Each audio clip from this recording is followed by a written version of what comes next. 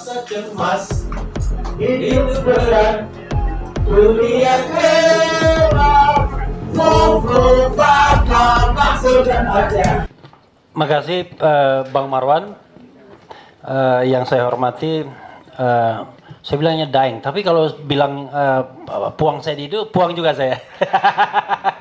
Karena puang itu makomnya lebih tinggi ya. Puang Tamzil Lindrung, kemudian Pak Hakim, Pak siapa tadi lupa saya. Pak Seno ya, Pak Henok ya, dan Pak Sofyan. Makasih banyak sudah diterima kami. Jadi pembagian tugasnya, saya mau bicara aspek hukum tata negaranya langsung saja, waktu tidak banyak. Jadi Puang Tamzil, sebenarnya dan bapak-bapak, ini sangat relevan kalau seandainya kita diterima sebelum pelantikan. Kalau setelah pelantikan, sebenarnya fungsi DPD-nya agak berkurang. Karena kita tadi berpikir DPD bagian dari MPR, seluruh anggota DPD adalah anggota MPR, dan kita berharap bahwa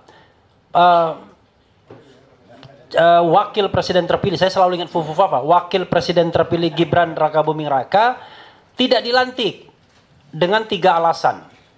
1, alasan yang sifatnya konstitusional, dia sudah melakukan perbuatan tercela dengan Fufu Fafanya itu. Tercelanya tidak hanya 5 atau 10 tahun yang lalu, tapi sampai hari ini, yaitu tidak mengakui, bahkan melakukan kebohongan publik. Ketika dibilang, Fufu Fafa siapa? Takon seng duwe katanya. Tanya yang punya. Kan berarti dia tidak mengakui. Padahal nanti Mas Roy akan sampaikan 99,9% firm akun itu milik wakil presiden terpilih. Karena itu dia sudah memenuhi kualifikasi melakukan perbuatan tercela. Nah nanti Dr. Tifa akan bicara mengenai soal pasal dalam konstitusi. Awalnya pasal dalam undang-undang. Undang-Undang Nomor 7 2017 Pasal 169, yaitu soal kemampuan jasmani dan rohani untuk memimpin, menjadi presiden dan atau wakil presiden. Nanti Dr. Tifa akan mengatakan soal yang terkait dengan kemungkinan ada mental illness atau penyakit-penyakit rohani yang bisa dikualifikasikan sebagai hal yang memenuhi syarat untuk di-impeach. Kita tidak bicara lagi tidak dilantik, karena udah lewat tuh barang. Tapi untuk di-impeach, walaupun kita paham betul, DPD tunggunya di akhir, bukan di depan. Tapi kan ada teman DPD kan, teman sebelah DPR kan, bisa senggol-senggol sedikit. Berikutnya adalah, Dr. Tifa juga, atau mungkin Mas Roy Suryo, itu akan cerita selain akun Fufu Fafa itu firm milik Gibran Rakabuming Raka, akan menyatakan mungkin ada permasalahan dengan keterpenuhan ijazah. Kita tahu bahwa sekurang-kurangnya berijazah SMA. Ya. Tamat sekolah menengah atas. Tapi ada indikasi Fufu Fafa ini nggak jelas. Tamat atau enggak. Kemarin juga nggak jelas juga. Tapi kan pas bapaknya nggak jelas juga. Tapi kan pasukan bapaknya banyak ini. Di DPD pun banyak ya pasukan bapaknya ya kan. Karena itu 5 tahun safe dia. Tapi kalau bisa dibuktikan bahwa ijazahnya pun palsu, maka kita harus tinjau segala fasilitas sebagai mantan presiden. Ini kan konsekuensi ketatanegaraan-nya. Ini aja singkatnya. Kalau kita menggunakan pasal konstitusi, sekarang kita tidak lagi menggunakan pasal undang-undang Nomor 7 2017, tapi pasal konstitusi, maka setidaknya dalam pandangan hukum tata negara saya, dan insya Allah teman-teman juga, bahwa Gibran Rakabuming Raka memenuhi kualifikasi untuk di-impeach karena persyaratan SMA, ijazah SMA, persyaratan kemampuan secara rohani, dan persyaratan karena sudah melakukan perbuatan tercela. Jadi 3 hal tersebut relevan untuk disampaikan. Itu yang bisa saya sampaikan karena harus berbagi. Dan terakhir saya mengeluh. Susah sekali masuk gedung DPD ini. Tidak seperti 5-10 tahun yang lalu. Makin lama gedung ini makin eksklusif, makin susah dijangkau, makin parah. Makanya kemudian DPR juga. Dan ternyata DPD tidak diakui di depan sama Satpam. Yang diakui kami pegawai DPR katanya, bukan pegawai DPD. Wabillahi taufiq wal hidayah. Wassalamualaikum warahmatullahi wabarakatuh. Nanti mungkin program kita ini kita nggak perlu pagar ini di DPR ini. Kita buka supaya rakyat mudah masuk ke sini. Buka pintu baru ya. Gimana, Jenderal Narko? Setuju nggak? Rumah rakyat ya. Ya, siapa? Baik, Pak Suryo, silakan. Terima kasih pimpinan DPD RI, Pak Tamsil Limbung yang saya hormati dan Bapak-Bapak sekalian. Assalamualaikum warahmatullahi wabarakatuh. Teman-teman, Pak Marwan, Pak Refli, Dr. Tifa, dan semua sahabat-sahabat semua, izin saya nanti sedikit menggunakan alat bantu untuk supaya lebih memudahkan kita semuanya agar pemahaman kita sama, Ketua. Boleh dimulai, Mas? Ya. Jadi apa yang sekarang terjadi itu adalah sesuatu yang dulu timbul di dalam forum diskusi yang namanya Kaskus. Kaskus adalah kependekan dari Kasak Kusuk. Itu adalah forum resmi orang Indonesia dibuat oleh mahasiswa-mahasiswa kita dulu yang berada di Amerika mulai semenjak tahun 1999. Salah satu tokohnya adalah Anti Darwis. Ya, dan kemudian Kaskus ini sangat terkenal terutama untuk forum jual beli. Jadi ada FCB, nama FCB. Tapi di antara itu ada forum diskusi di Kaskus, Pak Tamsil, yang kemudian semenjak tahun 2014 ini menjadi ajang pertarungan antar kelompok yang saling menyerang antara waktu itu ada pro Jokowi dan pro Pak Prabowo, ya gitu. Jadi dua hal itu yang sangat muncul. Next, silakan, Mas. Ya, jadi salah satu akun selain Fufu Fafa adalah Gibran ini memiliki akun resmi di Kaskus namanya Cilipari. Sebagaimana kita tahu, Cilipari Catering adalah catering resmi milik dia. Dan yang kemarin dinamakan, kenapa kemudian kita perlu dan rakyat Indonesia sangat tergerak? Karena beberapa ungkapan-ungkapan dari Gibran ini atau dari Fufu Fafa ini itu adalah menunjukkan kata-kata yang sangat tidak pantas. Ayo kita mulai. Lanjut, next. Nah, jadi selain itu juga ini salah satu yang nanti saya gunakan untuk perbandingan adalah akun Instagram resmi dari Gibran Rakabuming Raka. Lanjut, next.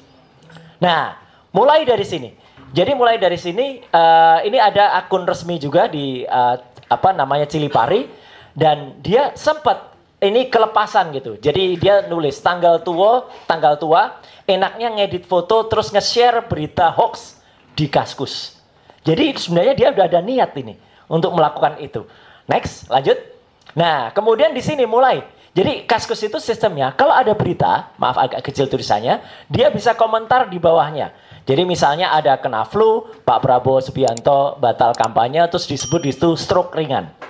Jadi si Fafa ini komentar stroke ringan. Lanjut, next.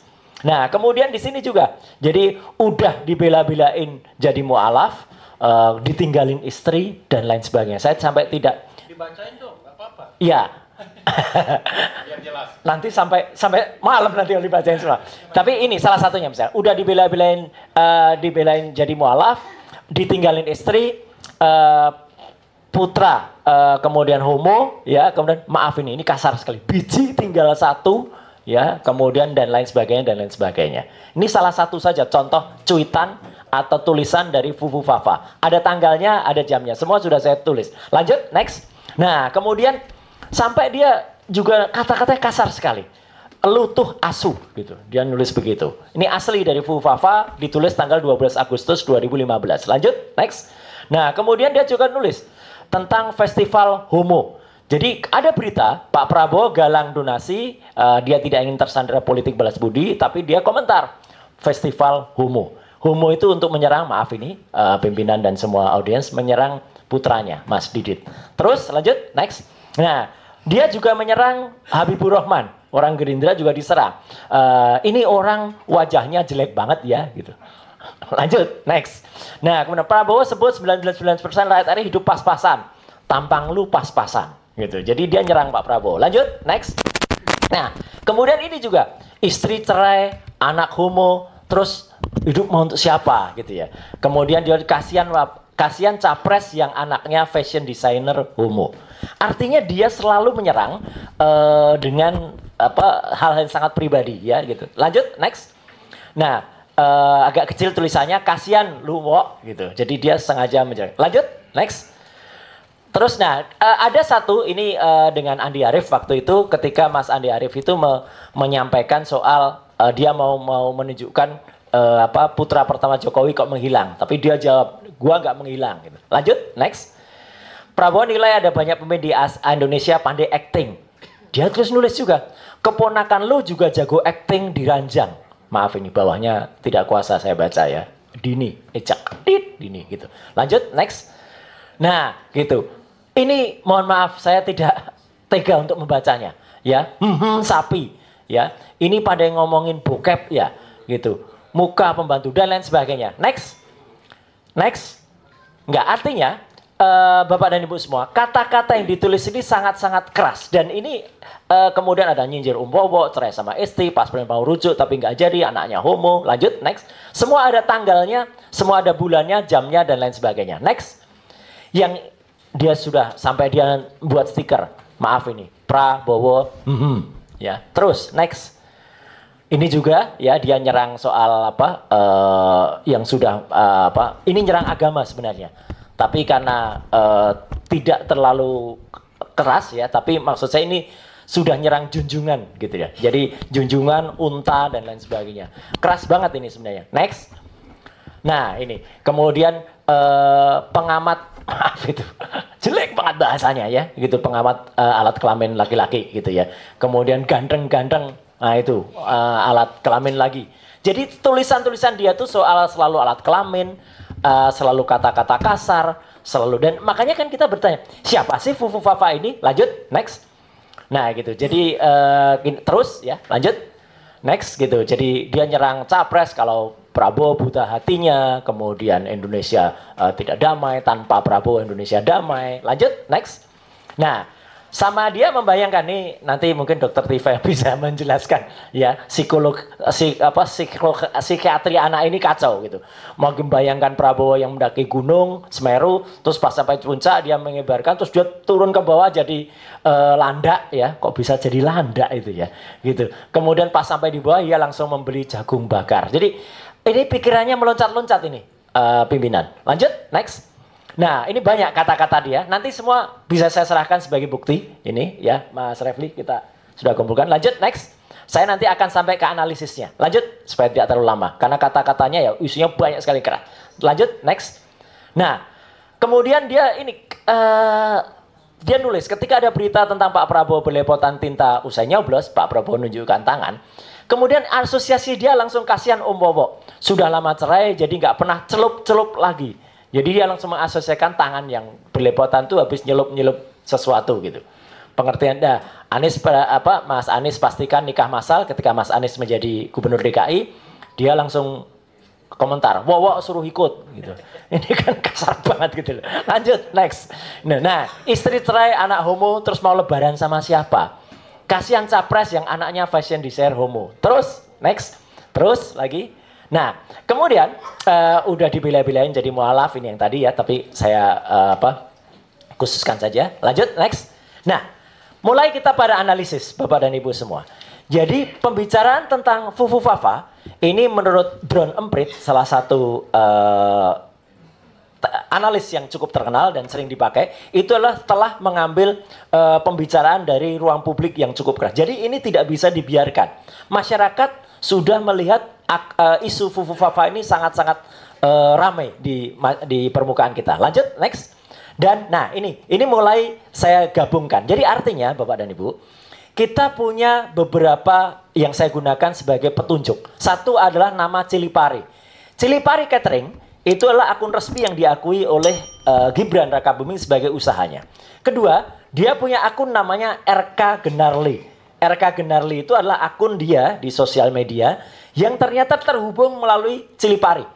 Kemudian secara tidak sadar dia pernah mengaku dia kehilangan password di sini. Dan ternyata dia mengeluh kehilangan password itu ada di akun Kaskus yang juga ada di akun RK Genarli, dan itu dipastikan oleh adiknya sendiri dengan akun @kaisangp atau Kaisang Pangarep yang dia memention atau menunjuk akun RK Genarli. Jadi ibaratnya begini Bapak dan Ibu. Kalau dalam satu tempat ada 1, 2, 3, 4, 5 ID atau identitas, 5 ini selalu terhubung.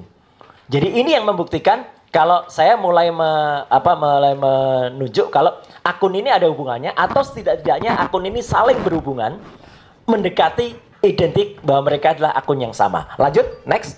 Nah, jelas lagi. Ketika kemudian ada akun RK Gunarli itu dan Cilipari, kemudian kita gunakan kalau ada akun di Kaskus, Bapak dan Ibu, kalau kita punya sesuatu, biasanya kalau kita kehilangan password, kita diminta untuk memasukkan nomor handphone atau akun untuk pemulihannya, namanya akun recovery. Akun recovery-nya ternyata Cilipari. Jadi akun Kaskus Fufufafa, akun recovery-nya adalah Cilipari atau RK Gunarli. Dan yang paling menarik Bapak dan Ibu, itu pasti selalu terhubung dengan nomor handphone. Dan nomor handphone dimasukkan adalah plus 6289750 sekian-sekian belakangnya 33. Setelah kita cek menggunakan software namanya Get Contact atau dia namanya Call Application atau Truecaller, muncullah nama Gibran Rakabuming Raka. Jadi itu sudah jelas yang bersangkutan, tapi karena saya dinasihati oleh Mas Refli, kalau 100% nanti kena delik gitu Mas. Jadi 99,9% pimpinan. Saya menyebut itu adalah Gibran Rakabuming Raka. Dan dia sempat mengelak. Lanjut, next. Nah, sebelum mengelak, ini sebenarnya saya buka saja. Ya ini kami juga. Ada Anonymous, ada teman-teman di itu, kemudian kita semua bergerak bersama-sama, kita ungkap data lengkapnya akun Fufufaha itu siapa. Lanjut, next. Nah, lanjut aja, itu terlalu panjang. Next. Nah, yang menarik ketika dia menolak kalau itu bahasa dia, Bapak dan Ibu, di akun resmi dia Cilipali Catering, jadi ini bukan Fufufafa loh, Cilipali Catering, dia pun nulis dengan bahasa seperti di Fufufafa. Kemeripik Pak, jadi dia mengiklankan keripiknya milik adiknya, bukan itu adalah alat wanita. Dia lupa kalau dia nulisnya itu di Cilipari. Harusnya dia nulis ini biasanya di Fufufafa gitu loh. Tapi dia lupa. Ya namanya orang kan kadang-kadang lupa nulisnya lagi di mana. Bahasanya, ini bahasanya Fufufafa. Nah dari bahasa yang ini, itu sudah identik orangnya. Lanjut, next. Nah, kemudian kita bisa cek dari data-data yang LHKPN dia, itu kita cek juga, benarkah nomor handphone itu adalah nomor handphone dia. Muncul di sini, lanjut, next, lanjut lagi. Nah, yang paling menarik, lanjut, di sini Bapak dan Ibu, lanjut lagi. Data lengkap akun Fufufafa sudah kita spill, dan yang menarik lagi, dia sempat mengelak bahwa itu bukan handphone dia. Tapi ternyata, next. Nah, di sini dia juga muncul di akun yang lain. Ini lebih keras lagi. Form Spring. Jadi beda dengan Kaskus, dia ada juga di Form Spring. Bahasanya juga kasar juga. Bahasanya juga seputar alat kelamin, penistaan terhadap orang dan wanita. Lanjut, next.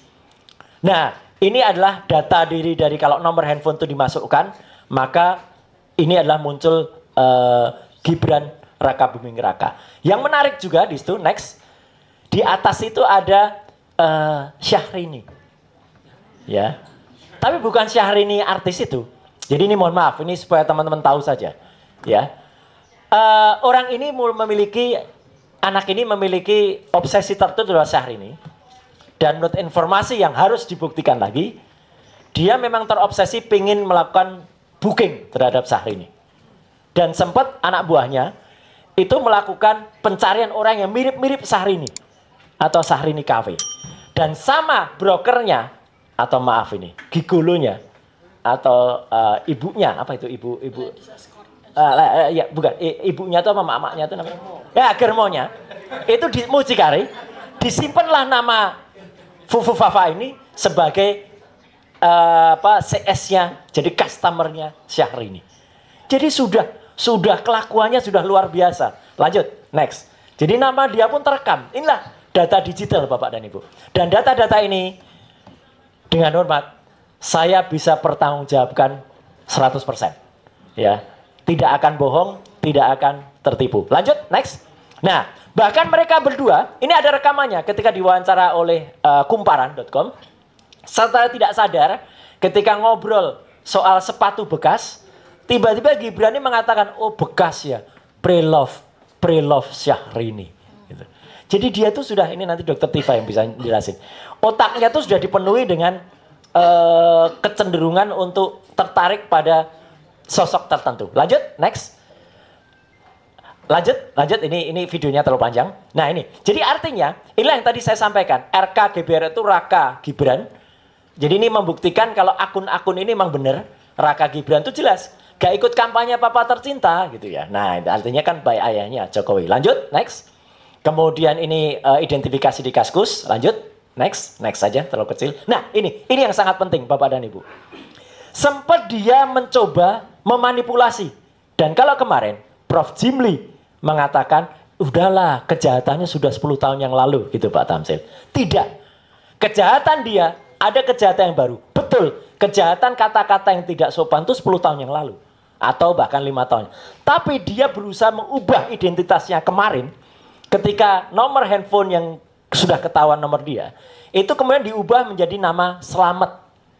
Supaya menyarukan, kan ada beberapa orang yang mencoba transfer GoPay ke dia. Dia ubah. Itu pelanggaran.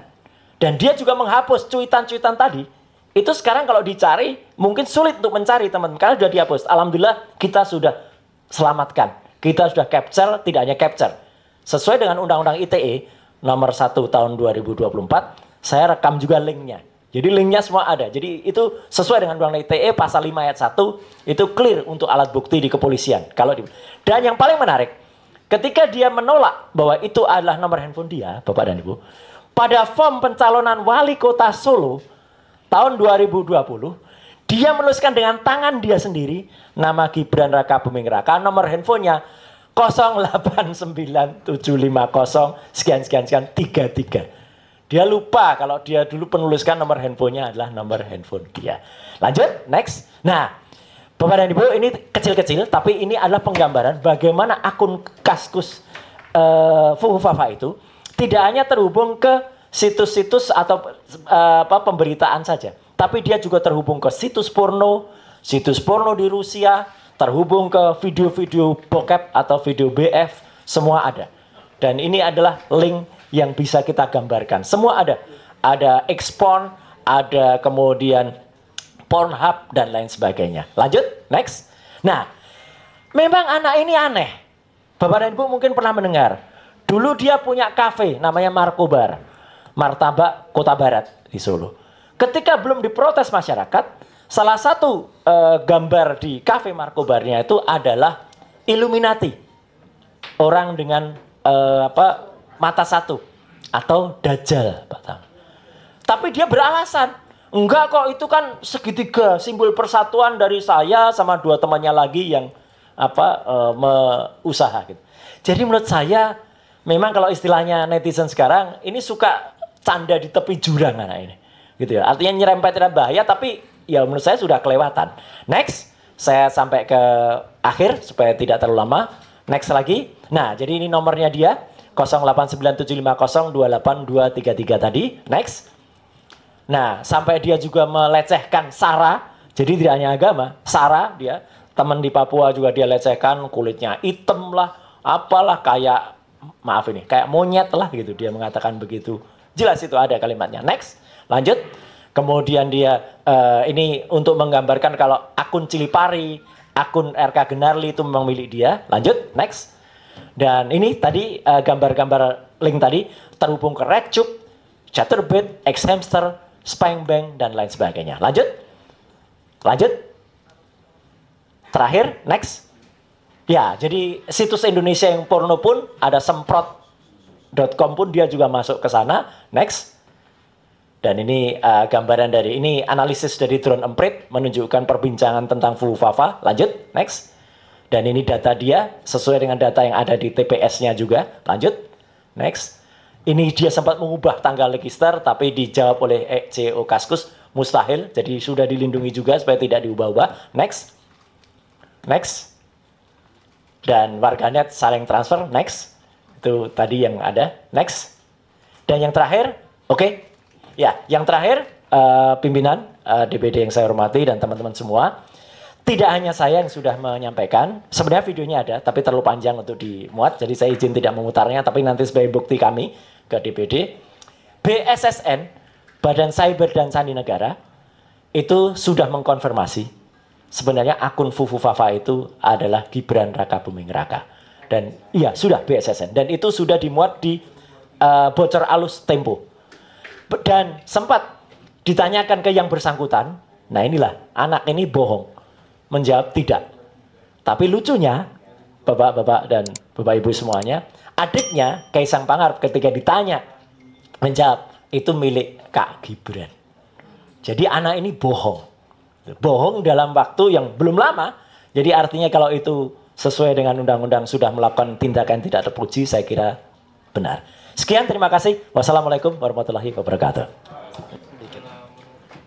Jadi ini kesalahan besar DPD, Pak Tamsil. Iya kan? Harusnya kita diterima sebelum pelantikan, coba bayangkan. Kita tercatat dalam sejarah punya wakil presiden yang kayak begini.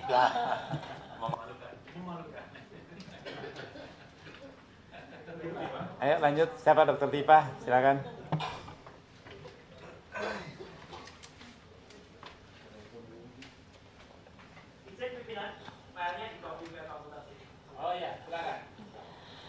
Bismillahirrahmanirrahim. Assalamualaikum warahmatullahi wabarakatuh. Bapak Ketua Pimpinan yang saya hormati, beserta jajaran, serta Bapak dan Ibu sekalian yang hadir. Saya Dr. Tifa dipercaya untuk memberikan penjelasan dari aspek kedokteran klinis, ya, sebagaimana kompetensi yang saya kuasai. Ini saya melakukan disclaimer dulu. Saya adalah dokter lulusan Fakultas Kedokteran Universitas Gadjah Mada, dan untuk kompetensi yang terkait dengan Fufufafa ini, behavioral neuroscience, adalah kompetensi saya yang saya peroleh dari program doktor yang saya tempuh di Universitas Indonesia. Artinya saya dokter yang cukup memiliki kompetensi untuk menyampaikan beberapa hal yang ingin saya sampaikan pada forum yang terhormat ini. Saya di sini tidak dalam kapasitas untuk menyatakan apakah pemilik akun Fufufafa ini adalah Gibran Raka Buming Raka yang sekarang menjadi wakil presiden terpilih. Saya hanya menyoroti dari aspek klinis apa yang saya temukan dari yang saya lakukan riset, saya lakukan analisis terhadap cuitan-cuitan dia di dalam akun Fufufafa yang mengindikasikan, yang saya lakukan assessment bahwa pemilik akun ini memang mengalami problematika dari sisi psikiatri, dan itu jelas terlihat dari serangkaian cuitan-cuitannya yang konsisten. Artinya kalau sebuah gejala klinis itu dilakukan secara konsisten, maka kita patut melakukan assessment. Artinya tersangka. Kalau dalam bahasa kedokteran klinis adalah suspected. Kita belum bisa menegakkan diagnosis karena menegakkan diagnosis psikiatri itu membutuhkan waktu yang lama. Pengamatan, observasi, wawancara itu dilakukan berbulan-bulan untuk bisa menegakkan diagnosis apakah seseorang itu tegak diagnosis sebagai penderita gangguan jiwa atau tidak. Jadi, kalau ada orang bertanya kepada saya, mengapa seandainya pemilik akun Fufufafa ini adalah memang Gibran Raka Buming Raka, mengapa lolos tes kesehatan pada saat dicalonkan sebagai cawapres waktu itu? Maka jawaban saya di sini adalah tidak mungkin sebuah diagnosis tegak atas gangguan jiwa dilakukan pada saat waktu yang amat sangat singkat ketika yang bersangkutan itu menjalani pemeriksaan kesehatan di rumah sakit yang ditunjuk. Karena pada waktu itu saya yakin bahwa alat yang dilakukan untuk melakukan penilaian kesehatan termasuk kesehatan jiwa itu tidak cukup signifikan untuk melakukan penegakan diagnosis apakah yang bersangkutan mengalami gangguan kejiwaan atau tidak. Nah, karena itu maka saya di sini sampaikan beberapa indikasi saja ya, artinya beberapa indikator dari cuitan-cuitan Fufufafa ini yang saya yakin bahwa teman-teman sejawat psikiatri seandainya mereka diberikan kesempatan untuk melakukan assessment, observasi, dan ini sangat mungkin dilakukan. Tidak perlu harus kita bertemu dengan yang bersangkutan dan wawancara, tapi kita melakukan sebuah analisis terhadap tulisan-tulisan seseorang, itu kita bisa membuat sebuah indikator-indikator bahwa yang bersangkutan ini kita bisa teruskan, kita bisa jalankan untuk melakukan pemeriksaan kejiwaan secara lebih lanjut. Saya berikan contoh 2 saja untuk pengetahuan kepada bapak-bapak dan kepada kita semua. Ada 2 yang jelas ini menunjukkan adalah sebuah gangguan jiwa tipe ya, schizophrenia, tipe schizophrenia ya. Jadi ada satu yang dia cuitkan, yang dia tuliskan, dan ini menarik karena ada waktu-waktu tertentu ya, ketika seseorang itu mengalami gangguan hormonal yang berkaitan dengan psikiatri. Jadi dia menulis tanggal 21 Juni 2014 pukul 23.51. Penderita gangguan jiwa itu susah tidur. Dan dia mengalami sebuah peningkatan ekskalasi hormonal pada saat justru tengah malam. Jadi aktif-aktifnya itu tengah malam gitu, ya. Nah, dia menulis di sini. Saya lagi membayangkan Prabowo mendaki Semeru. Ya. Ini saya buat sebuah analisisnya ya untuk contoh. Jadi terus pas nyampe di puncak dia mengibarkan bendera merah putih. Nah, ini saja sudah menunjukkan inkoherensi, flight of idea yang sangat khas pada penderita schizophrenia. Kemudian dia berteriak, "Titik, kembalilah ke pelukanku." Itu flight of idea lagi. Jadi dia membayangkan karena dari konsistensi cuitan-cuitan dia sangat menghina Pak Prabowo ini sebagai seorang duda, cerai, ya, itu dia terobsesi dengan hal tersebut. Bagi dia, posisi Pak Prabowo duda dan cerai itu adalah sesuatu yang hina. Karena itu dia terus-menerus secara konsisten dia tampilkan itu dalam cuitan-cuitannya. Padahal itu adalah sebuah penderitaan, adalah sebuah misery gitu ya. Bagi orang yang normal, kalau kita melihat ada sebuah kasus perceraian, kemudian seseorang yang tidak memiliki pasangan, itu sesuatu yang misery, menderita. Tapi bagi Fufu Fafa yang memang terindikasi abnormalitas kejiwaannya, itu dianggap itu sebagai sesuatu yang lucu, layak untuk dihina dan sebagainya. Dan terus habis itu dia menggelinding ke bawah seperti seekor landak. Jadi dia menganggap sosok yang bernama Prabowo ini seperti binatang yang dari gunung dia menggelinding seperti landak. Pas nyampe di bawah, dia langsung membeli jagung bakar. Flight of idea lagi. Ketika dia sedang membayangkan gunung, dia membayangkan Prabowo menggelinding dengan lucu, lalu kemudian dia langsung flight of idea, ingat bahwa di puncak itu ada orang jualan jagung bakar. Jadi dari Semeru dia ke puncak, seperti itu ya. Nah, ini banyak sekali simptom-simptom schizophrenia itu muncul. Satu lagi yang saya temukan, ini menarik sekali. Dari cuitan dia yang dia lakukan 19 Juni 2014 pukul 22.21. Pada saat kita mau berangkat tidur dia malah aktif ya. Nah, dia menuliskannya begini. Garuda merah adalah burung yang sedang mengalami menstruasi. Dari kalimat ini saja sudah aneh ya.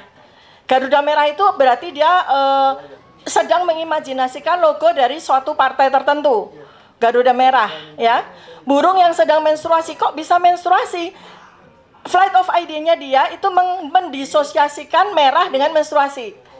Kan ini aneh ya. Garuda merah, burung sedang menstruasi. Segera beli pembalut biar nggak bocor. Kita mengasosiasikan bahwa seseorang yang pada waktu tahun 2014 itu sering sekali menyebutkan bocor adalah Pak Prabowo pada saat kampanye pada waktu itu ya. Jadi dia membuat itu sebagai sebuah fantasi yang delutif sifatnya, bersifat waham sifatnya ya. Tapi kalau beli pembalut jangan di malam hari, nah, ntar bisa diculik kampret. Nah, kita kan ingat ya waktu itu ya, kampret, kadrun dan sebagainya kan. Terus yang lucu, oh nasibku, saya tidak tahu apa itu TPID. Tiba-tiba dia ke TPID, coba tanya atasan saya, ya kan. Langsung di kalimat berikutnya, kuda-kudaku yang lucu, oh Fadlizonku yang makin bulat. Lah tiba-tiba dia ingat sama Pak Fadlizon. Terus kalimat berikutnya lagi, buku adalah jendela dunia. tabloid obor rakyat adalah apa ya? Nah, bingung dia.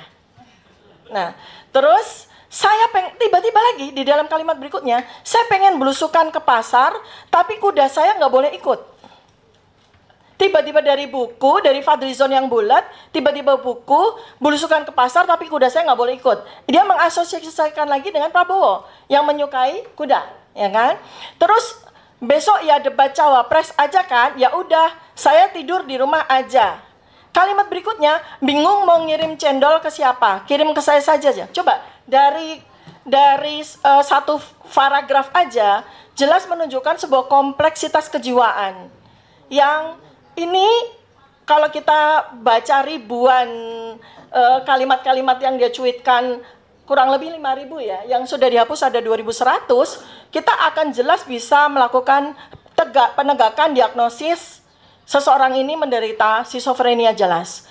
Kalau perlu dikirim ke rumah sakitnya ayahandanya Pak Roy Suryo, Rumah Sakit Jiwa Puri Nirmala, karena saya yakin bahwa ini akan tegak diagnosis. Nah, saya ingin menyampaikan bahwa tidak hanya soal perbuatan tercela, karena perbuatan tercela secara undang-undang itu layak sekali untuk menjadi pasal pemakzulan.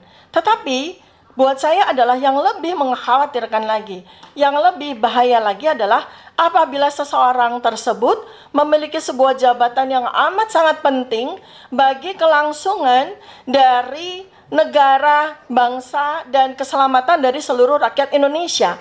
Bagaimana mungkin seseorang yang jelas menunjukkan ada indikasi-indikasi mengalami gangguan kejiwaan seperti ini dipercaya untuk membuat kebijakan-kebijakan yang berkaitan dengan keselamatan seluruh bangsa dan negara ini.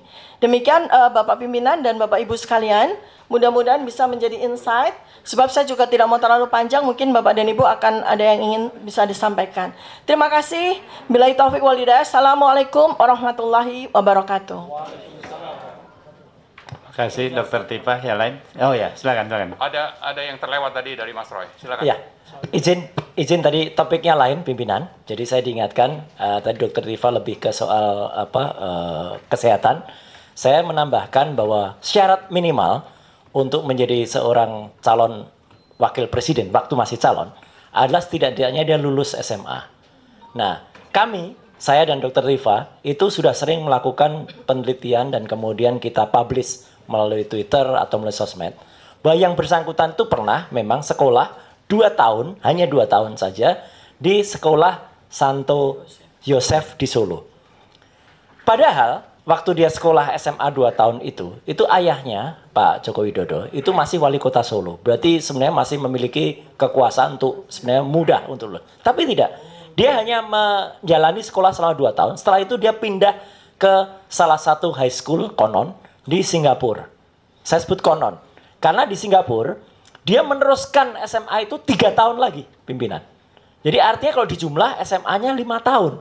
Kenapa harus sampai 3 tahun lagi di Singapura? Apa yang terjadi? Sudah itu mendadak dalam situs wali kota Solo, pemerintah kota Solo, tertulis dia menyelesaikan pendidikan di University of Bradford. Padahal tidak ada University of Bradford di Singapura. Adanya MIDS. Dan MIDS di Singapura itu ternyata sudah tidak ada hubungan lagi dengan University of Bradford. Dan masih tercatat di situs wali kota Solo adalah sampai sekarang masih ada. Dia tercatat kemudian melanjutkan studi ke UTS, University Technology of Sydney di Australia. Hanya setahun. Aneh.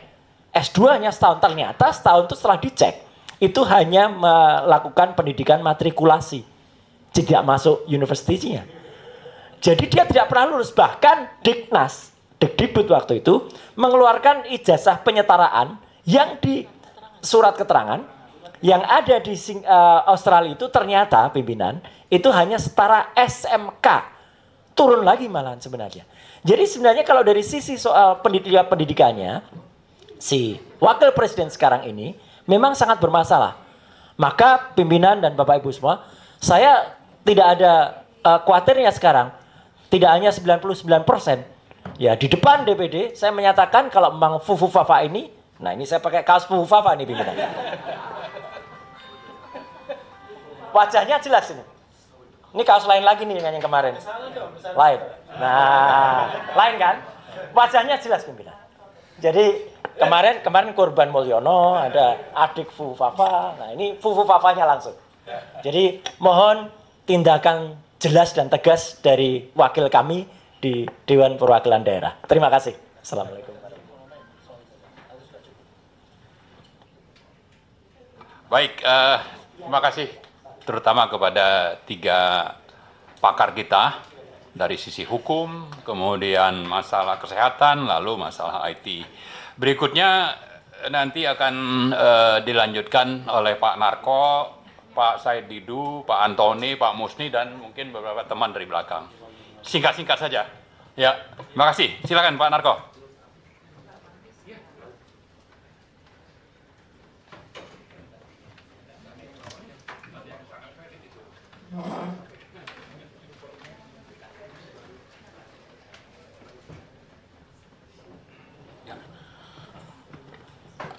Assalamualaikum warahmatullahi wabarakatuh.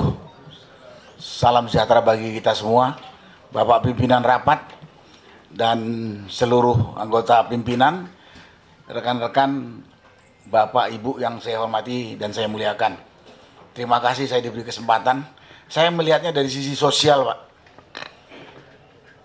Semuanya sudah jelas yang disampaikan oleh Pak Roy dan Bu Tifa. Ini orang tidak normal, abnormal. Singkatnya gitu aja kalau nggak mau bilang sakit jiwa gitu, Pak. Dan saya melihatnya tampilannya dan kebiasaannya, Pak. Seorang wali kota di kantornya mainan anak-anak dikumpulkan. Terus pada saat debat kelihatan sekali kelakuannya kayak anak kecil. Kemudian setiap ada dia suka keluyuran atau suka belusukan juga itu ke pesantren kemana gitu. Kan nanti kalau ditanya, saya ingat dia datang ke salah satu pesantren mungkin di Jawa waktu dia di Solo, dikatakan, apa kiat Bapak Wali Kota bisa seperti ini? Apa dia jawab? Saya masih ingat, dia jawab, kau turutin saja nasihat guru, kau nanti akan maju seperti saya. Terus kemarin hari kedua dia belusukan ke salah satu pembangun MRT. Ya mungkin di salah satu MRT. Kemudian ditanya oleh wartawan, apa harapan Bapak dengan pembangunan ini?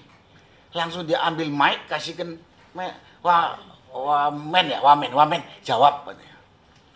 Dari sini ini kan bukan pemimpin, dan lain-lain, tampilannya yang miring-miring dan segala macam itu.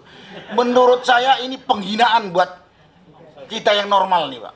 Terutama anak muda dipimpin oleh orang seperti ini gitu. Saya ngeliatnya situ, Pak. Nggak pantas.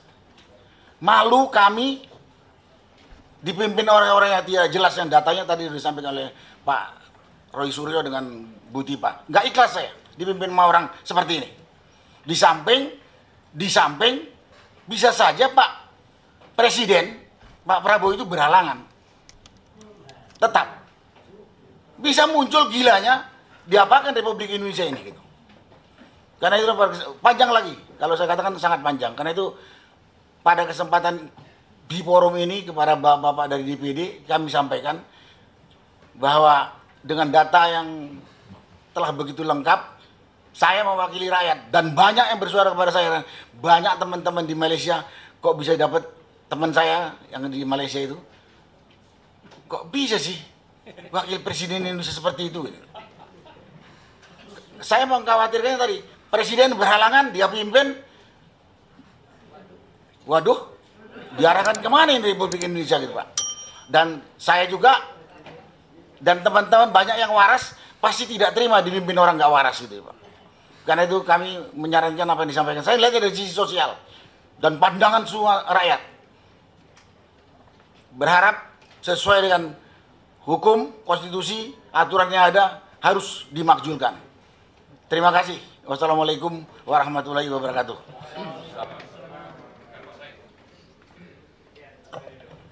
Terima kasih. Assalamualaikum warahmatullahi wabarakatuh. Bapak pimpinan DPD yang kami hormati, Bapak-bapak dan Ibu, terima kasih atas kesempatan ini.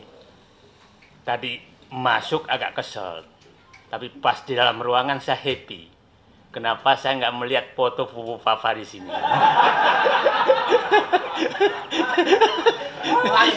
Ini pukulan juga. Jadi bukan sindiran. Dia tahu kita mau datang, mungkin diganti dulu. Jadi kelihatannya membuat saya happy. Saya nggak bayang kalau ketemu foto Fufu Papa di sini agak. Saya hanya ingin menyatakan kita 10 tahun dipimpin oleh presiden yang diawali dengan kebohongan SMK dan kehancuran yang dibikin sangat dahsyat. Jangan lagi kita dipimpin oleh selain pembohong, kasar, dan lain-lain yang diucapkan tadi. Turunan dari yang lalu. Tambahan dari yang lalu. Turunan dan tambahan. Kalau hanya turunan sama, jadi turunan dan tambahan yang lalu.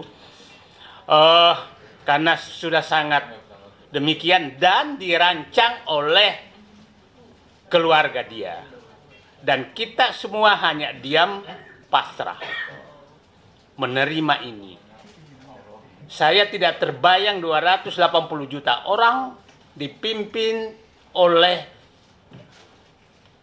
manusia yang karakternya sudah dijelaskan sangat ini tadi. Pertanyaan saya di depan anggota Dewan yang terhormat,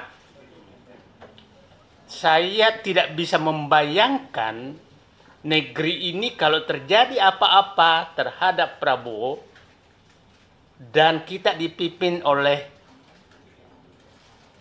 Gibran. Saya tidak bisa terbayang. Setiap saya melihat langkahnya, saya kok ada pemimpin negara besar seperti ini. Dan kok saya menjadi rakyatnya gitu.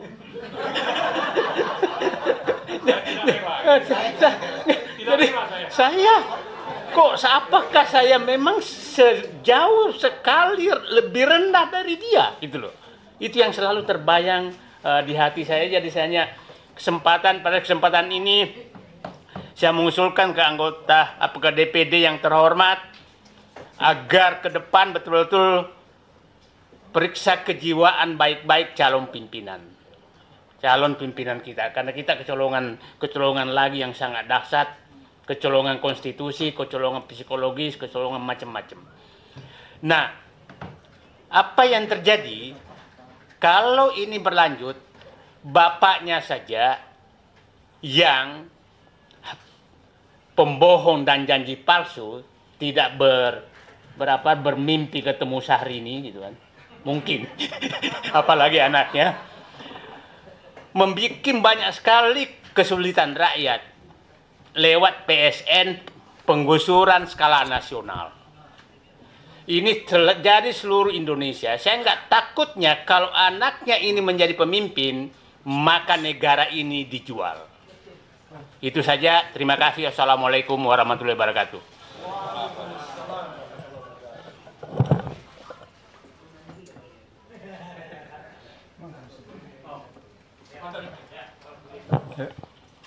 Terima kasih pimpinan DPD yang terhormat, kawan-kawan, Bapak Ibu sekalian di sini.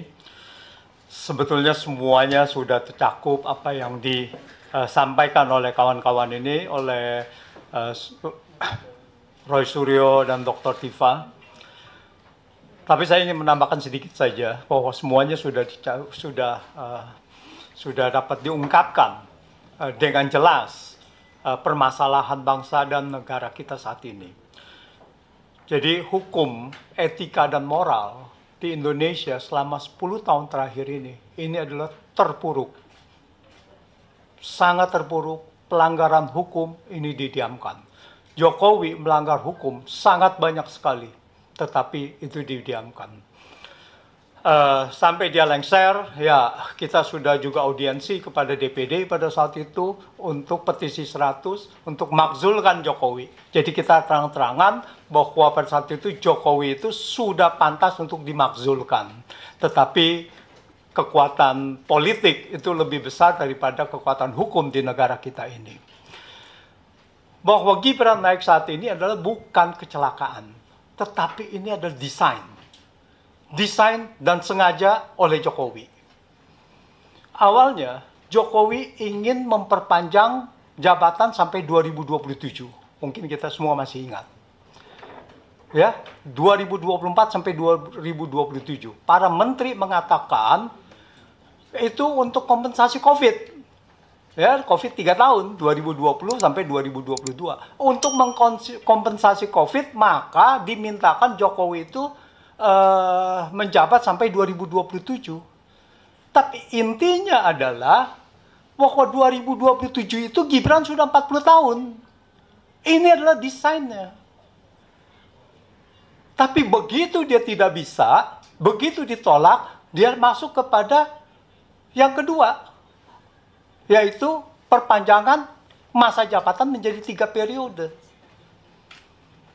Nah, ini adalah satu desain dari Jokowi untuk menguasai negara ini. Nah, 3 periode tidak berhasil.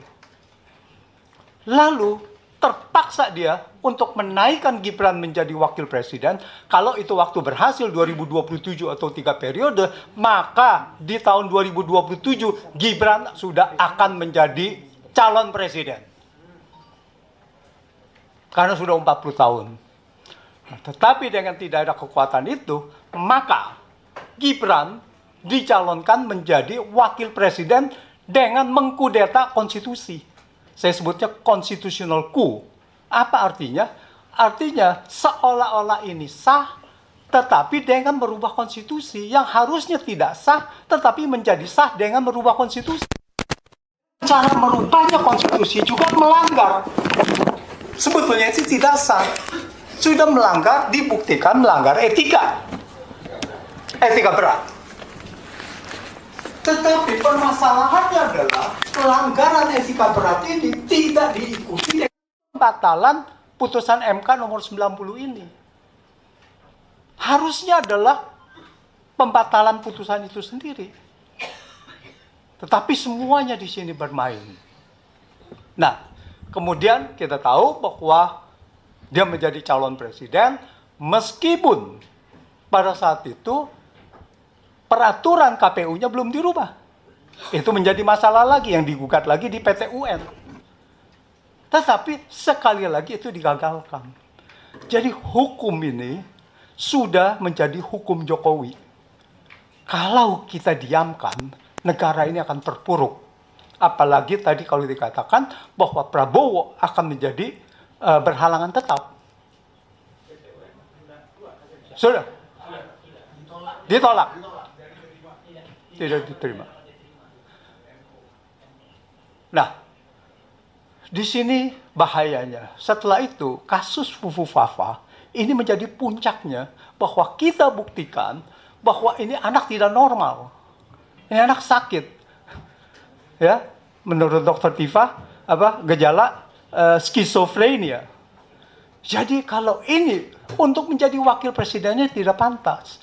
Jadi oleh karena itu, kalau ini semua kita didiamkan, maka Indonesia saat ini menjadi negara yang tidak ada hukum, tidak beretika, dan tidak bermoral. Jadi ini tanggung jawab kita semua untuk meluruskan ini. Nah, bagaimana DPD kami harapkan dapat menyuarakan ini bersama kami. Terima kasih. Ya, terima kasih Pak Antoni, Pak Musni. Nanti mungkin teman-teman dari Bandung juga akan bicara. Silakan Pak Musni, singkat-singkat saja. Terima kasih. Assalamualaikum warahmatullahi wabarakatuh. Terhormat pimpinan, saya mengamati tren yang terjadi sekarang ini. Kalau kita biarkan, maka Fufu Fafa itu akan menjadi Presiden Republik Indonesia. Mengapa? Apa yang dilakukan Jokowi itu dia lakukan. Dan setiap kesempatan dia datang ke masyarakat membawa sesuatu dan masyarakat mengalu-alukan pada dia. Itu tanda bahwa dia akan memimpin kita. Padahal tadi sudah digambarkan dengan sangat baik. Ini adalah persoalan yang sangat serius bagi kita. Saya termasuk orang yang sangat berdosa karena menulis buku Jokowi Satrio Piningit. Dan di berbagai tempat saya dihujat. Tetapi itu ijtihad politik. Saya mendengarkan suara di masyarakat waktu saya melakukan penelitian di Solo. Tapi ternyata itu adalah bohong belaka. Apa yang dia tampilkan itu menipu kita semuanya. Jadi kita semua tertipu. Tetapi dia menggunakan instrumen kekuasaan untuk mempertahankan kekuasaan. Dan nampaknya Fufu Fafa itu melakukan seperti itu. Sebelum terlalu jauh, maka nggak ada pilihan. Tadi di Pak Marwan ajak saya harus datang. Kenapa? Karena ini berbahaya pada negeri ini. Orang yang nggak jelas pendidikannya, seperti bapaknya juga. Kemudian tadi sudah digambarkan dengan sangat baik masalah mentalnya itu sendiri. Dan penampilan dia itu ngomong saja nggak benar. Terus kita ini disuruh pimpin orang seperti ini. Jadi tidak ada pilihan teman-teman semuanya. Kita harus bergerak. Apapun juga resikonya, Pak. Apapun juga resikonya. Saya pernah di penjara di masa Orde Baru itu 7 bulan. Jadi saya masih ada semangat untuk berjuang ini sendiri, Pak. Berjuang. Kalau gitu kita tunggu buku berikutnya. Begitu ya. Ya, jadi ini barangkali saya ingin sampaikan pada kita semua dan seluruh bangsa Indonesia. Jangan lagi kita tertipu dengan keadaan sekarang ini. Nampaknya sekarang ini telah mulai tergalang kekuasaan. Kekuasaan itu sendiri mencengkeram kita semuanya. Dan kalau rakyat ini diam, maka akan terjadi seperti yang kita bayangkan. Kita ini orang berpendidikan semuanya, jadi kita bisa memprediksi apa yang bakal terjadi.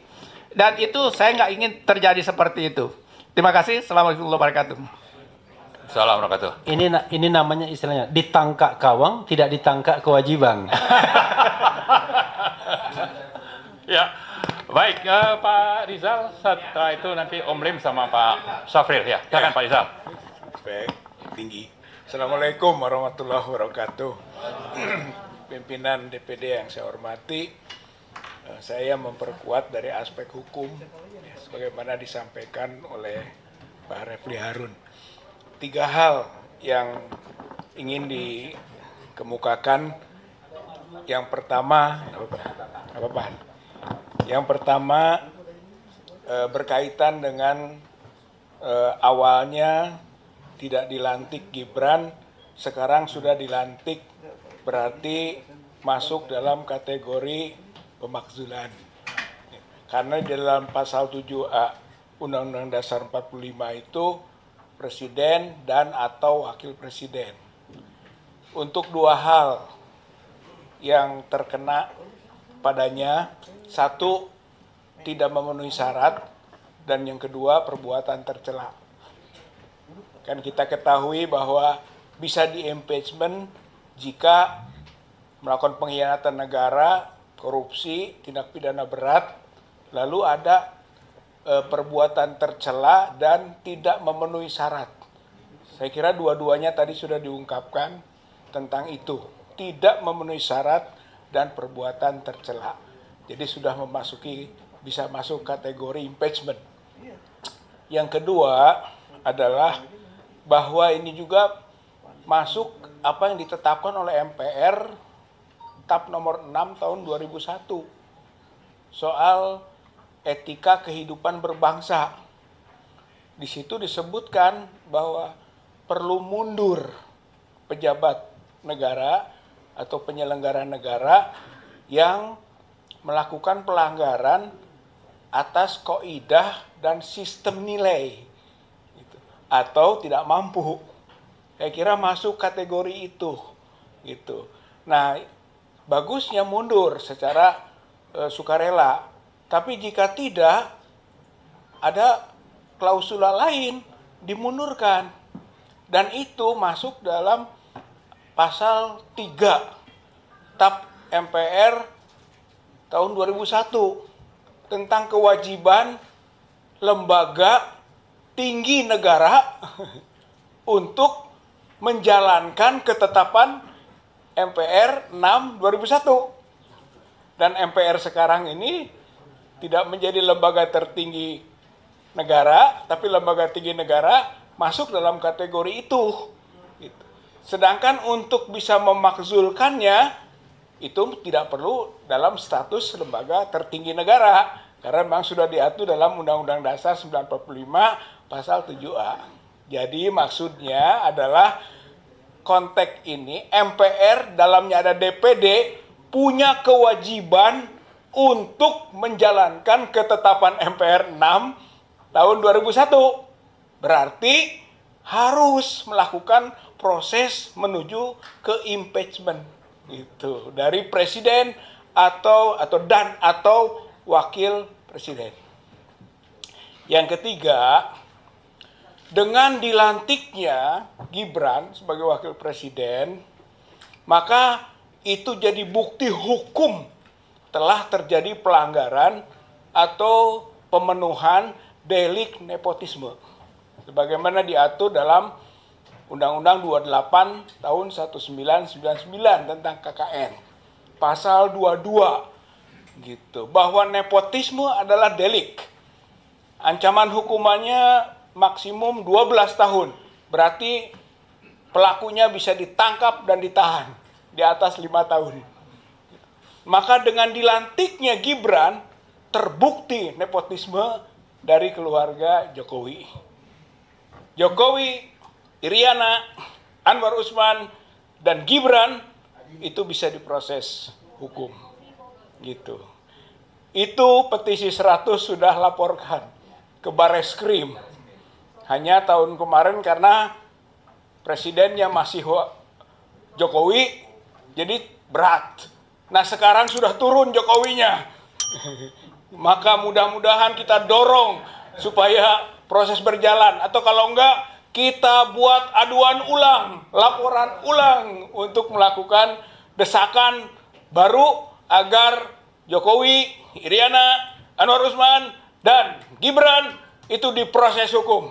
Karena sudah terbukti nepotisme dengan dilantiknya 20 Oktober. Tadinya prediksi tentang nepotisme, sekarang terbukti secara hukum. Begitu, bahwa keluarga Jokowi melakukan delik nepotisme sebagaimana diatur dalam Undang-Undang 28 tahun 1999 pasal 22, 12 tahun lumayan. Saya kira ini saja, mudah-mudahan DPD sebagai elemen dari kamar satu di samping kamar lainnya DPR itu kena pasal 3 itu ketetapan MPR nomor 6 tahun 2001 wajib untuk menjalankan ketetapan MPR 6 2001. Terima kasih. Assalamualaikum warahmatullahi wabarakatuh.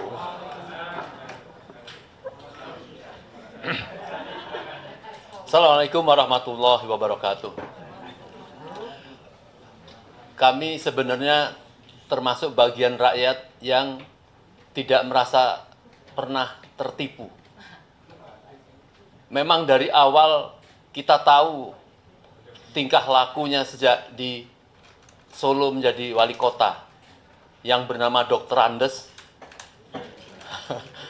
kemudian menjadi insinyur, dan kita semua membiarkan, mengikuti gaya dari Pak Taufik Baudin, mencurigai bahwa ini dari awal ini memang PKI.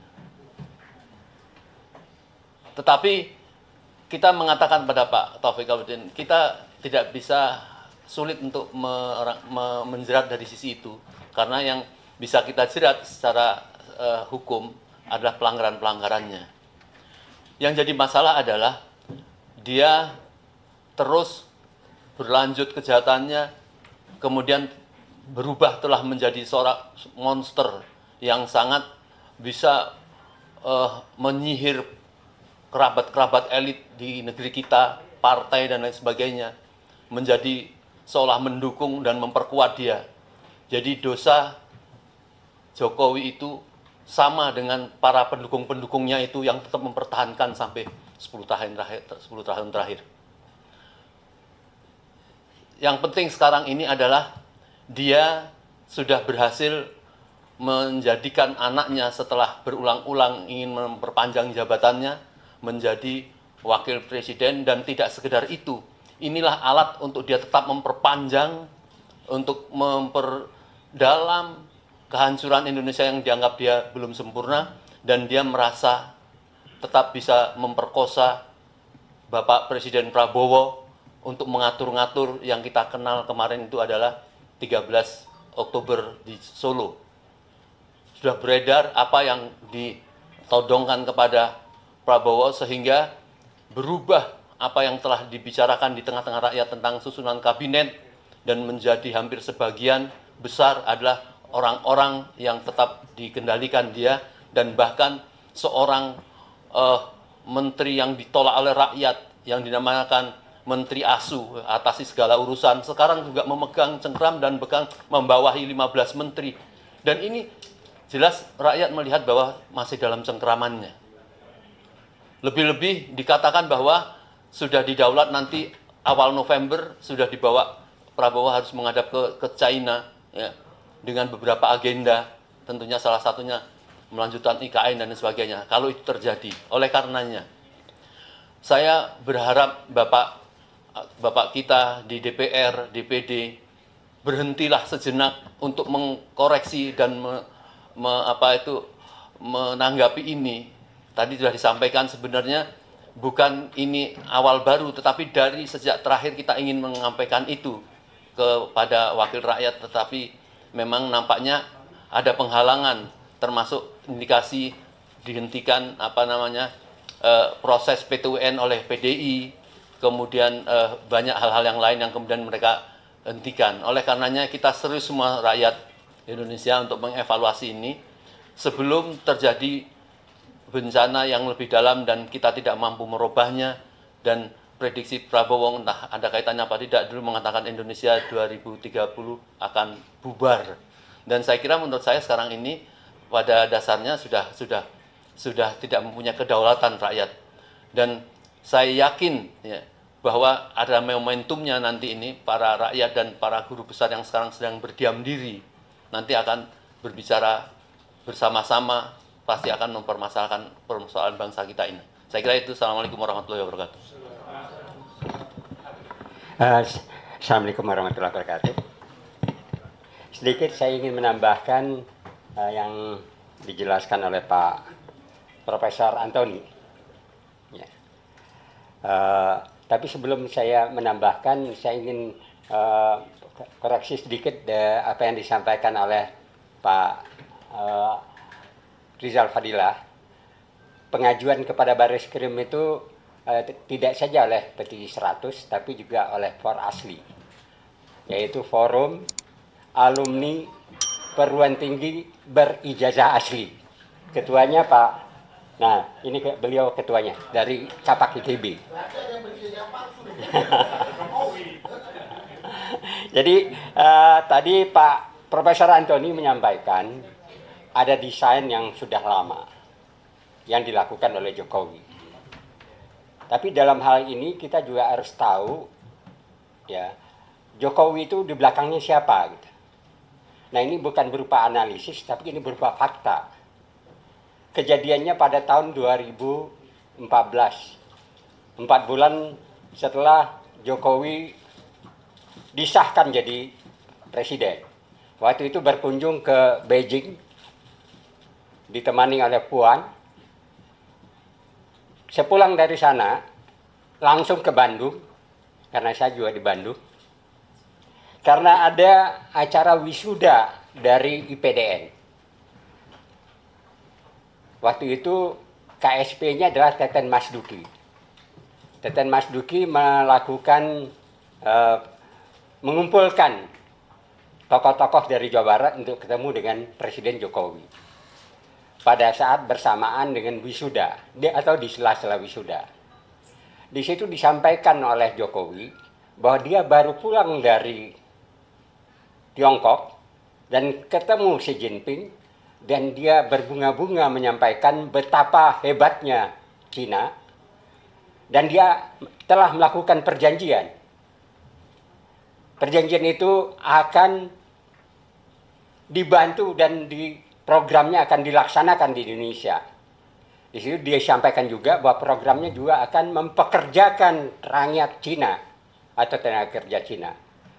Ketika itu 12 tokoh Jawa Barat, salah satunya adalah sahabat saya yaitu Profesor Dr. Asep Arlan SH MH, sedikit kesal karena dia bilang itu tidak mungkin karena ada undang-undang tenaga kerja. Tidak gampang mempekerjakan tenaga asing dari Cina. Jokowi waktu itu senyum-senyum. Dan lalu juga salah satu dari tokoh Jawa Barat, yaitu Acil Bimbo, juga sedikit marah. Menyatakan bahwa itu dasarnya penjajahan. Jokowi cuma senyum-senyum, puan pucak pasi. Tapi apa yang terjadi setelah itu, Jokowi melanggar semua undang-undang dan memasukkan tenaga kerja sampai dengan supir truk ataupun satpam. Hampir di semua PLTA yang dibangun oleh Cina ataupun perusahaan-perusahaan tambang. Artinya ini sudah ada rencana pengkhianatan. Lalu kedua, apa yang disampaikan oleh sahabat saya, yaitu almarhum Dr. Rizal Ramli, ketika dia di Rempang, kebetulan saya satu angkatan dengan Rizal Ramli dan juga sama-sama setahanan juga dengan Profesor Musti Umar. Kalau Pak Musti Umar 7 bulan ya sama lah dengan saya, tapi Rizal Ramlinya kebagian 1,5 tahun di Sukamiskin waktu tahun 1978.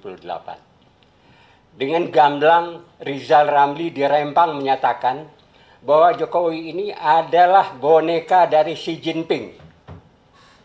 Dan dia mengosongkan Pulau Rempang yang telah dihuni beratus tahun oleh masyarakat di sana dengan tujuan Pulau Rempang itu akan dijadikan pangkalan militer.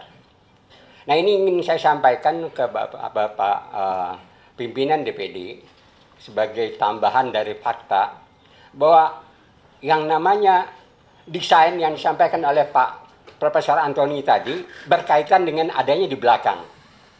Adanya di belakang Jokowi siapa, dan itu juga dibuktikan pada saat Fufu Fafa menjadi wakil presiden didatangi oleh Perdana Menteri wakil presiden Cina.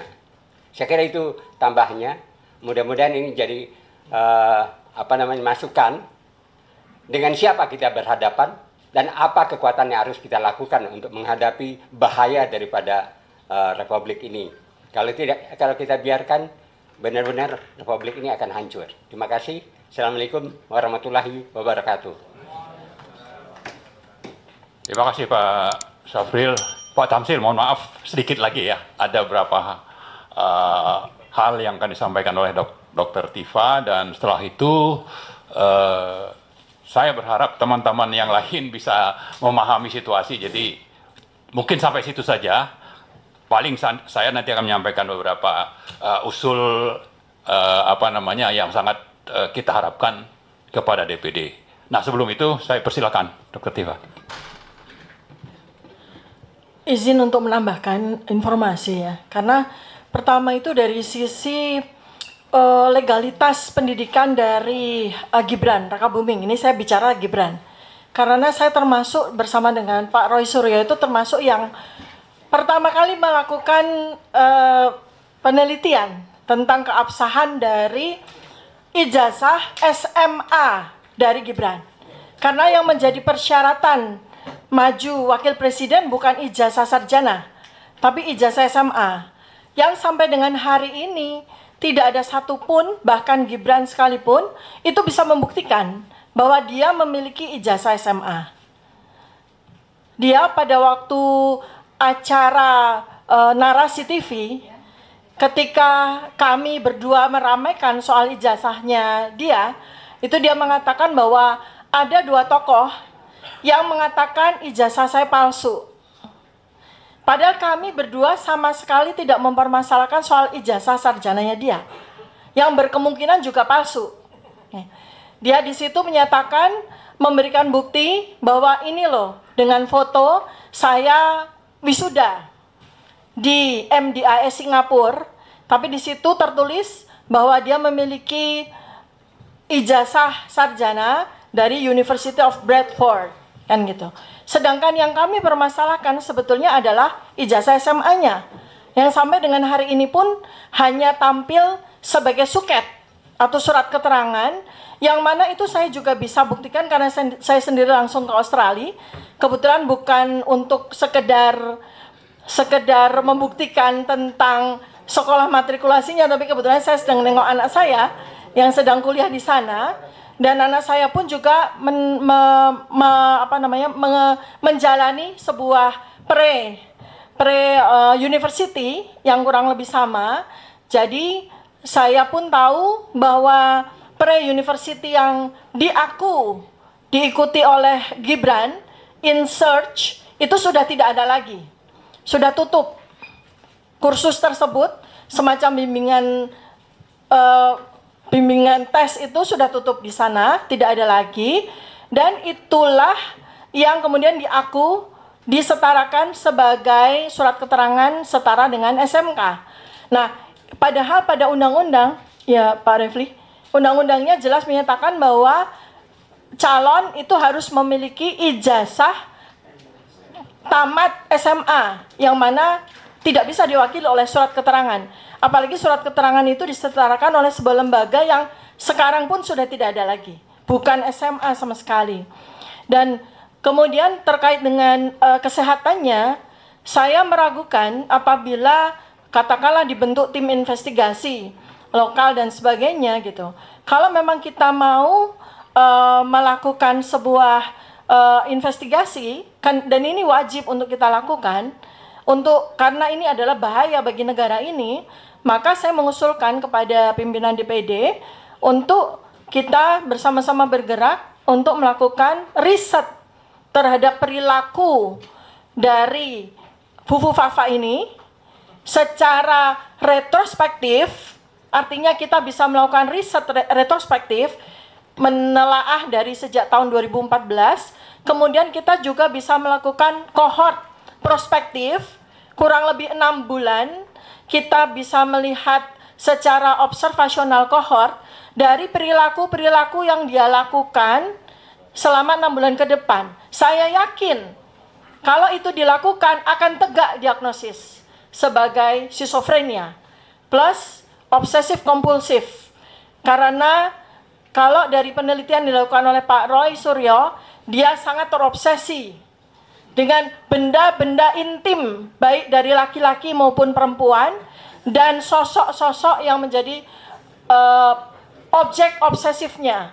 Termasuk di sini adalah Pak Prabowo sendiri, kemudian juga Syahrini. Demikian yang bisa saya sampaikan. Jadi permintaan dari kami adalah barangkali mungkin apakah dari DPD atau dari mana bisa melakukan investigasi yang seperti yang saya usulkan tadi. Terima kasih banyak. Ya, terima kasih Dr. Tifa. Jadi kesimpulannya. Bisa sedikit saya boleh bicara sedikit. Udah, nanti aja. Nanti aja kita. Nanti nggak. Sudah hampir mati. Iya. Nanti. Nanti bisa disampaikan langsung. Iya.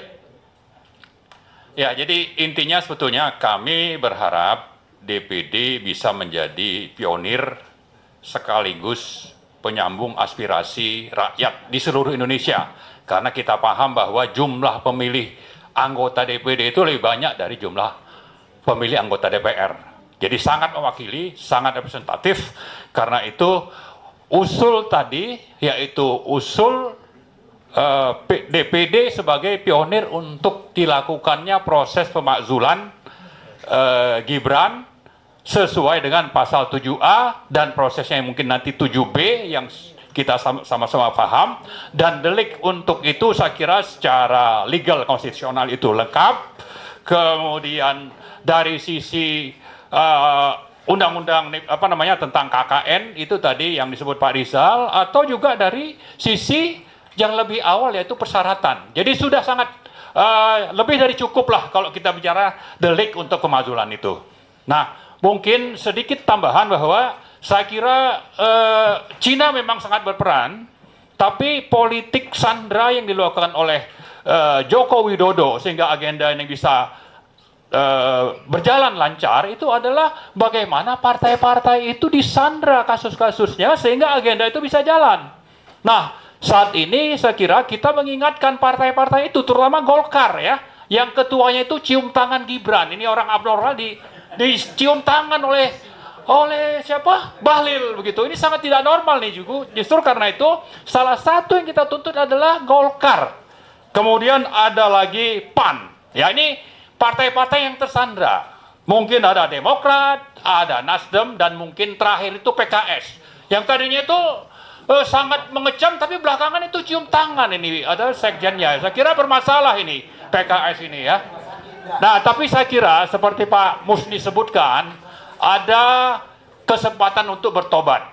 Ya, karena itu kita berharap partai-partai ini bertobat dan nanti setelah mendapat usul dari DPD, mereka juga mengambil inisiatif sesuai dengan pasal 7B agar proses pemakzulan itu akhirnya bisa terlaksana dan kita tidak dipermalukan secara internasional punya presiden yang abnormal. Saya kira itu saja. Makasih. Assalamualaikum warahmatullahi wabarakatuh. Waalaikumsalam warahmatullahi wabarakatuh. Terima kasih Bapak dan Ibu sekalian. Jadi ini sangat representatif, diwakili pembicara 10 orang. Seperti yang disampaikan tadi, tidak lebih dari 10, betul, pas 10. Ada pakar hukum ya yang sangat familiar, kita sering menjadi narasumber di sini. Jadi kalau DPD nanti salah bersikap, ya sumbangsinya dari pakar hukum ini juga. Oh, udah 3 tahun udah. Ada pakar kesehatan. Kita mulai undang lagi. Pakar kesehatan, pakar IT, sosial, kemudian etika, moral, banyak sekali saya kira tadi dari semuanya. Dan yang mendampingi saya satu tadi minta izin keluar dulu karena bagi tugas. Masih ada lagi yang lain juga dia harus terima. Nanti saya akan menyusul. Ada di samping kanan saya ini dokter juga ini. Dokter dan Dokter Sofian Hasdam, saya kira udah kenal dengan Dokter Tipa. Beliau tadinya mau jadi dokter kandungan, tapi ibu melarang. Kemudian beralih ke penyakit kulit dan kelamin, tapi dilarang juga. Akhirnya penyakit saraf, dokter saraf. Jadi neurolog juga ini, neurolog. Jadi sama Dokter Tipa neurolog. Ya, kemudian ini pakar hukum juga ini yang Pak Yulianus Henok ya. Jadi mungkin nanti dia akan merespon beberapa, tapi pada intinya tentu ini kita akan terima semuanya dan kami akan bawa ke dalam rapat baik di pimpinan maupun di anggota-anggota nanti. Mudah-mudahan apa yang menjadi harapan bapak-bapak semua kita bisa tindak lanjuti. Tadi ada yang bertanya, Pak Sapril tentang IKN itu presiden terpilih ketika menerima kami, dia menyampaikan ini sebuah legasi yang besar, tetapi saya realistis, kita tidak punya anggaran, jadi berat untuk melanjutkan. Dia bilang paling untuk setiap tahun kita bisa alokasikan 15 triliun dan itu pun dalam periode pertama dia hanya 3 tahun, tahun kedua, ketiga, keempat. Ya berarti harus dilanjutkan oleh yang selanjutnya lagi. Tapi bisa dibayangkan kalau cuma 45 triliun dalam 5 tahun, berarti perlu waktu 50 sampai 60 tahun untuk menyelesaikan itu. Ini sesuatu yang luar biasa. Ya, apakah kemudian harus kita menambah utang lagi? Tetapi menambah utang itu salah satunya utang untuk gali lubang tutup lubang, karena saya punya pengalaman lama juga di Badan Anggaran, ya banyak juga memberikan dapat masukan-masukan dari Pak Antoni. Saya kira ini posisi kita ini agak berat kalau apalagi ada program-program dari presiden terpilih ini yang lebih strategis. Cuma dulu waktu saya diterima sebelum pelantikan dia memang titip pesan, bilanglah sama teman-teman itu, buat apa bergerak untuk menjatuhkan Pak Jokowi? Pak Jokowi ini sebentar lagi juga dijatuhkan, tidak dijatuhkan akan selesai. Dan betul kan selesai tanggal 20 Oktober kemarin. Nah, saya kira terhadap Wapres yang ada sekarang ini, sesuai dengan masukan dari bapak-bapak sekalian ini juga menjadi concern kami. Jadi meskipun tadinya ada kebanggaan, ada anak muda yang mewakili Indonesia di dalam ini. Jadi iya, Gen Z ini katanya green generation. Jadi kita perlu generasi yang hijau. Tapi mungkin ya kata Dokter Tipa tidak pas. Baik, mungkin Dokter Sofyan ada sedikit respon. Silakan. Saya kira cukup dari Pak Tamsil. Jadi terima kasih Pak Marwan. Yang selalu saya ikuti itu yang salurannya keren jadas. Beliau di sebelah kanan. Dan Rizal, ya, kemudian Pak Rizal Padilla punya apa juga selalu saya ikuti ya. Alhamdulillah sore ini ketemu yang saya kenal baik memang waktu masih di BUMN beliau. Waktu saya masih wali kota Bontang Pak, saya sering berhubungan Pak Said Didu. Ya saya neurolog Dr. Tipa, jadi kuliahnya Dr. Tipa sore ini menambah pengetahuan saya. Ya. Insya Allah saya ketua komite 1 yang memang bidang kami pemerintahan. Saya pasti akan menyampaikan nanti laporan kepada pimpinan tentang kedatangan bapak-bapak dan aspirasi yang dibawa. Dan apalagi sudah ada wakil ketua di sini. Saya kira itu aja dari saya Pak. Iya, terima kasih dokter. Lanjut, Dr. Julianus Henok. Ya, silakan. Assalamualaikum warahmatullahi wabarakatuh. Salam sejahtera bagi kita semua. Yang saya hormati pimpinan Pak Ustadz Tamsil sebagai pimpinan kami Ketua DPD RI, Bapak Ibu dan semua yang hadir pada sore yang berbahagia ini. Kami terima kasih atas kehadiran tokoh-tokoh kritis bangsa ini ya. Kami senang atas kehadiran Bapak Ibu sekalian. Ini menjadi tugas kerja kami ke depan karena kami dari daerah untuk Indonesia, itu moto kami.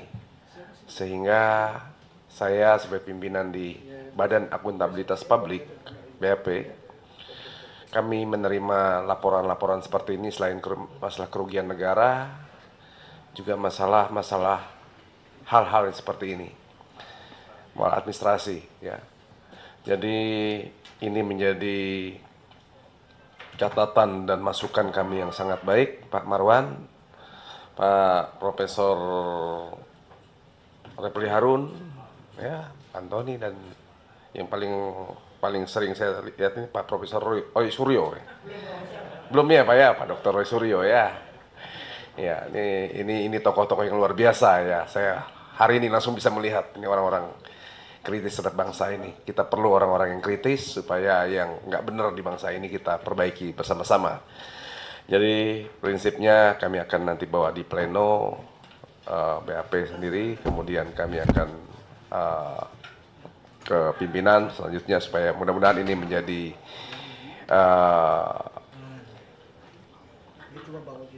hal yang urgent untuk kami bahas nanti. Sekali lagi atas kesempatan dan penjelasan yang luar biasa ini dari tokoh-tokoh yang berkompeten, kami rasa sangat penting buat kami apabila kami membutuhkan data-datanya nanti, baik bentuk laporan dan sebagainya. Ya dari hukum ada ya, dari BP ada ininya ya, bentuk laporannya ya, ada BP. Pimpinan BP, pimpinan Sekjenan, ya. Ya nanti ya beliau Pak Helmi, berdiri Pak Helmi. Terima kasih Pak. Dari kesekjenan kami, beliaulah yang akan memberikan pelaporan-pelaporan sehingga kami akan bisa menindaklanjuti. Sekali lagi terima kasih. Assalamualaikum warahmatullahi wabarakatuh. Salam sejahtera kita semua. Waalaikumsalam warahmatullahi wabarakatuh. Saya kira demikian pertemuan kita dalam kesempatan ini. Nah, waktu juga udah maghrib. Tapi masukan-masukan dari bapak-bapak sekalian ini, sekali lagi kami tentu akan bahas di dalam forum yang lebih representatif di internal DPD Dan saya tahu bahwa Bapak Ibu ini adalah narasumber yang selama ini sering FGD, ya. Dan saya kira dalam kesempatan yang akan datang kita akan terus mendapatkan masukan-masukan dari Ibu dan Bapak sekalian. Apa yang kita bicarakan pada hari ini, itu kita berharap bahwa ini adalah untuk kebaikan kita bersama, untuk bangsa Indonesia. Karena itu, terima kasih kepada Ibu dan Bapak sekalian. Prof. Musni, terima kasih. Terima kasih Dr. Dipa, Pak Refli Harun, Rencadas, Pak Marwan Batubara, Pak Sargo, Pak Sendiri, Pak Antoni, ya, Pak Rizal Badila, Pak Salim, ya, Pak Sabril, dan semuanya. Ya, kami aturkan terima kasih semua. Ya, insya Allah dalam kesempatan lain kalau ada kesulitan untuk datang ke sini, saya diundang, saya datang ke Bapak. Masih banyak Pak yang mau dilaporin. Izin ada satu souvenir yang ingin kami persembahkan. Tapi untuk menyemangati, biasanya kita ada pertemuan itu ada nyanyinya. Nyanyinya begini.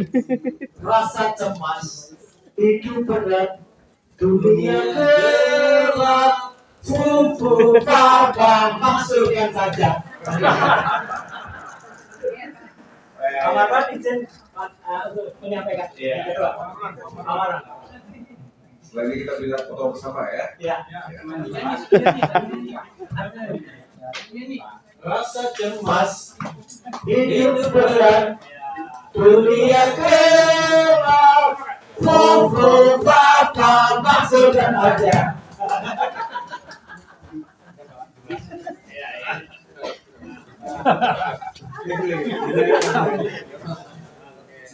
Satu, dua, tiga. Rasa cemas, hidup berat, dunia gelap, fufu papa, masukkan saja.